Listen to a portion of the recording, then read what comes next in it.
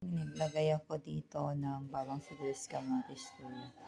Pakukulan natin, magsisigang ako ng bangos. Ayan guys, lettuce at talong lang ang meron akong gulay. So yun ang ilalagay natin. Start na maghiwa.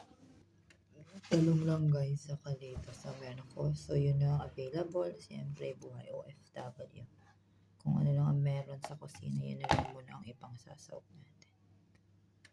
Ilagay na natin ang bangos, kumulo na. Tingnan natin. Set pa natin ang kulay. Diba, nilagay na natin ang ating talong. Kaunting kulo, takip-takip. Later ang lettuce naman at pangsigang. Kulo na siya guys. Lagay na natin ang ating lettuce para malagyan ng pangsigang mix. So, ayan na nga. Ang ating sinigang na bangos ay talong at lettuce lang. Lalagyan na natin ng pangsigang at papatay ng fire kasi yung lettuce sandali na naman siya sa mainit na tubig. Ayan guys, ito na ang ating sinigang na bangos. Bye!